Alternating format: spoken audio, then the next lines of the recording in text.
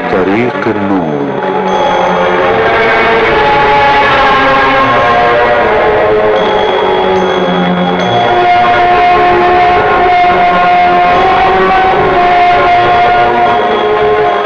أهلا بك أيها المستمع الكريم إلى حلقة جديدة في طريق النور، تملأها كلمات عامرة بالإيمان وضيئة بالمحبة والسلام.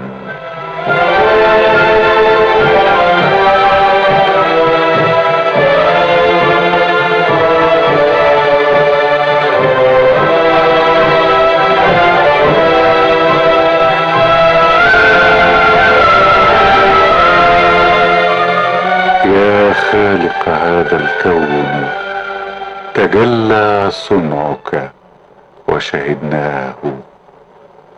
وشهدنا أنك أنت الحق وأنت العدل وأنت النور، فمن بالعفو وبالغفران، ومن بضياء منك ينور دربي ويصافح قلبي ويتوج عمري بالإيمان. نستجلي حكمة ملكوتك، نتأمل صورة ما أبدعت، ونقول هو الله المبدع، الله القادر والغافر، الله الخالق والرحمن، الله الخالق والرحمن.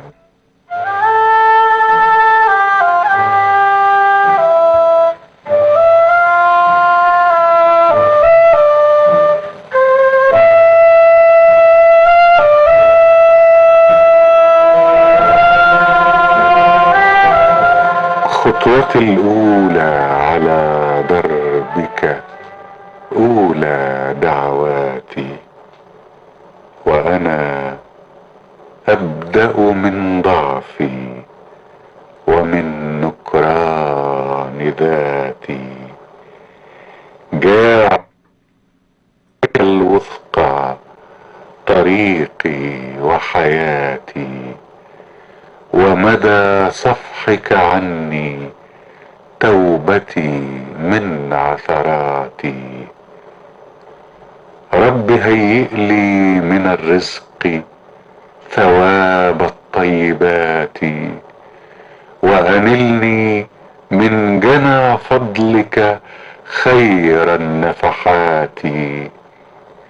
هذه صفحة أيامي فاقبل صفحاتي، واجعل الخير المرجى مشرقا في قسماتي، فيراني الناس عبدا زنته بالصالحات.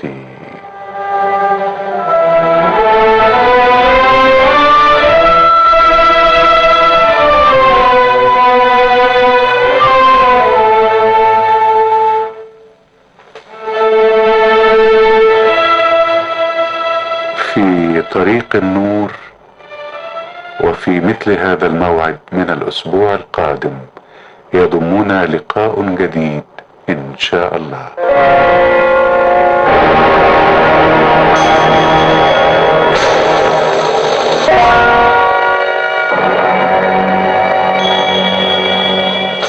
في طريق النور لقاء أسبوعي يكتبه ويقدمه فاروق شوشة.